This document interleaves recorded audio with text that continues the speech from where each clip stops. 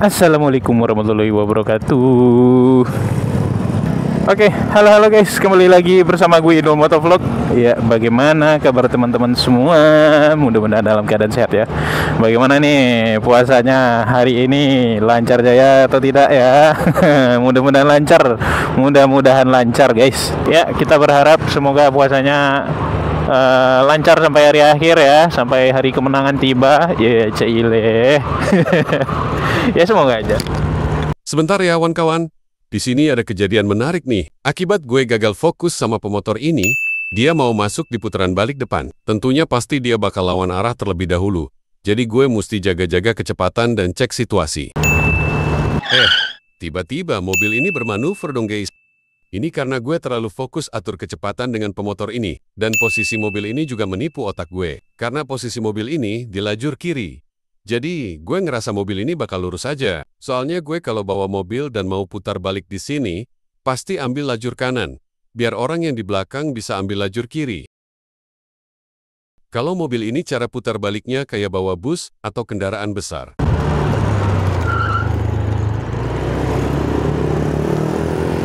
Kaget gue gagal fokus. Gue fokus sama orang yang datang dari sebelah kanan karena dia mau masuk putaran ya. Taunya mobil itu mau putar balik. Backlight nggak sih ini? Ya guys, jadi konten kita kali ini gue mau mengobati kangen gue awal-awal motovlogging gitu.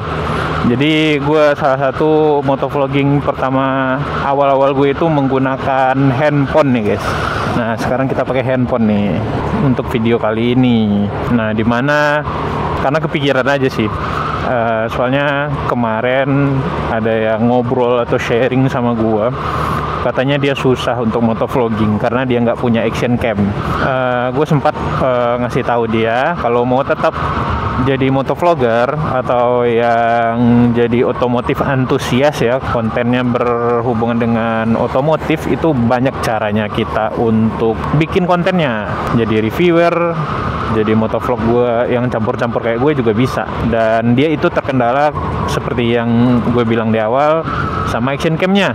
Nah, jadi gue kasih tahu sebenarnya kalau untuk jadi motovlog itu sekarang itu tidak perlu pakai yang namanya action cam. Kalau teman-teman punya handphone dan ada fitur kamera ultrawide-nya seperti 0,5 atau 0,6, teman-teman udah bisa tuh bikin konten motovlog, terus pasang handphonenya di helm atau di dada seperti yang gue lakukan ini. Tapi gue sarankan pasangnya di dada, karena kalau di helm kalian ngonten itu sebenarnya masih aman-aman aja, tapi berat di leher guys, karena handphone itu dia lebih berat. Apalagi teman-teman kalau lagi riding agak kencang ya, si handphone itu bisa berkali-kali lipat beratnya di helm, jadi leher lebih cepat pegal gitu. Nah, yang amannya konten motovlog tuh yang kayak gue ini, pakai G-strap, taruh handphonenya di dada sini gitu. Ya sebenarnya nggak ada halangan sih buat kita itu ngonten motovlog kan. Sekarang alat-alat untuk perkontenan terutama menggunakan handphone itu lebih banyak yang support gitu. Jadi tinggal di kitanya aja lagi untuk buat ngonten. Nah, kalau gue itu dulunya ngonten itu awal-awal pakai kamera digital, tapi sayang video itu tak pernah tayang guys. Jadi dulu tuh gue sempat bikin kontennya habis apa ya, pokoknya gue dari Padang menuju pulang ke Parangpanjang. Kontennya itu cuman sekedar konten perjalanan doang, gue nggak ngomong ya, maklum ya, pakai kamera digital ya. Nah itu bracketnya gue bikin sendiri, gue iketin sendiri di helm. Waktu itu kita belum mengenal yang namanya mounting ya. Nah di situ kita bikin kontennya, si kamera itu kita ikat sama tali strap di helm guys. Kebayang kan, kamera digital nggak pula waktu itu pakai pakai lensa awet ya. Maklum lah kamera digital itu dia cuman lensanya lensa jarak dekat, jadi gambarnya ngezoom banget tuh. Jadi kalau teman-teman nonton puyeng karena dia lensanya kecil banget, focal-nya pendek. Nah jadi begitu guys ceritanya itu. Gue terkenang lah masa-masa itu. Nah, setelah pakai kamera digital kecil itu, karena bobotnya berat juga ya, dia pakai baterai baterai LR6 itu, berat. Jadi nggak gue lanjutin lagi, cuman beberapa video. Tapi seperti yang gue bilang, emang nggak tayang tuh videonya. Nah, terus gue angsur lah tuh pakai kamera HP buat kontennya. Nah, kamera HP itu kontennya sama seperti kamera digital. Waktu itu gue belum mengenal mounting per double tip-an, base mounting gitu. Handphonenya gue ikat lagi di helm tuh. Helm waktu itu kontennya perjalanan kalau nggak salah ke Danau Biru di Sawalunto. Itu awal-awalnya. Tapi sekali lagi tidak gue upload video perjalanannya, cuman gue upload video lokasinya saja. Ya karena pakai kamera HP waktu itu getar, terus ribet. Nah, mikrofon waktu itu gue juga belum tahu merek yang bagus apa. Jadi mikrofonnya gue hubungkan dengan headset ya guys, headset earphone gitu gue hubungkan. Untuk suaranya sudah cukup jelas, tapi maklum sekali lagi teknologinya masih belum seperti sekarang. Jadi belum ada noise cancellation. Jadi suaranya udah cukup jelas tapi cempreng rasanya, nggak enak. Makanya gue nggak upload video itu. Nah, dari dulu itu gue selalu fokus buat konten itu suara lebih gue tinggikan kualitasnya dibandingkan gambarnya dulu. Jadi jika suaranya tidak begitu mumpuni, itu video bakal nggak jadi gue tayangin guys. Kalaupun tayang, palingan gue bikin musik video gitu, dikasih background atau nggak dikasih tulisan-tulisan teks gitu. Nah, editing simple aja waktu tahun 2016an. Jadi gue itu hampir beriring-iringan lah dengan Blow Rizky, Jody Motovlog ya di 2016an itu. Waktu itu gue masih ingat Jody masih pakai Varionya ke puncak gitu.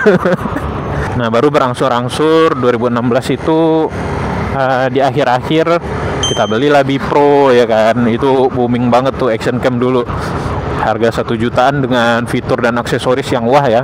Nah, setelah itu upgrade lagi ke GoPro Hero 4. Nah, sekarang baru Hero 7. Jadi bertahap gitu guys buat konten itu. Jadi utamakan niatnya dulu, baru gearnya. Ketika niat ada, gear yang seadanya bisa kita maksimalin, itu luar biasa guys.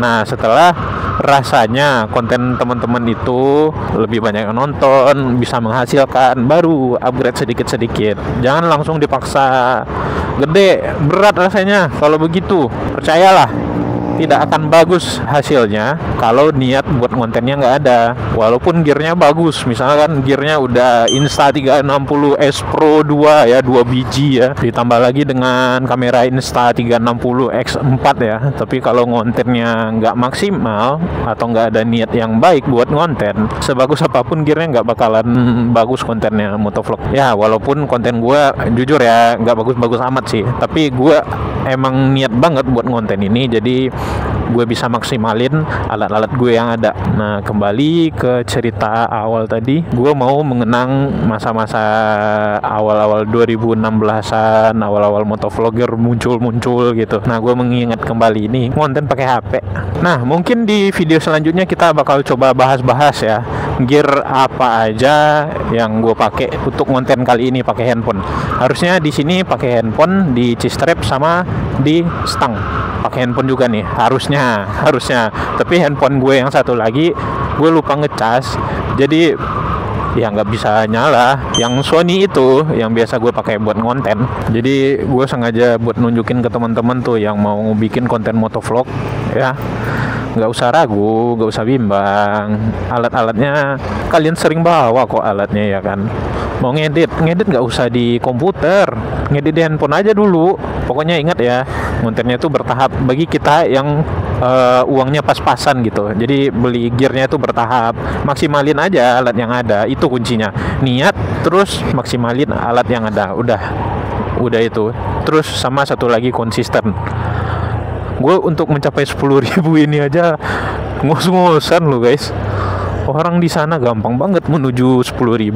Karena konten sebulan rutin ya, udah 10.000 aja mereka. Lah gua dari 2016 baru tercapai itu 10.000 di akhir 2024. Ya sudahlah, kayaknya kita cukupkan saja konten kita kali ini. Terima kasih buat teman-teman semua.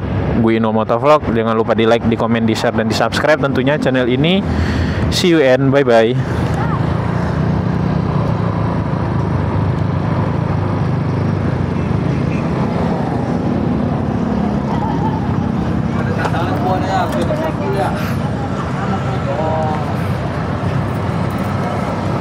Berapa bang? 10.000 kak, bakwan sama tahu aja.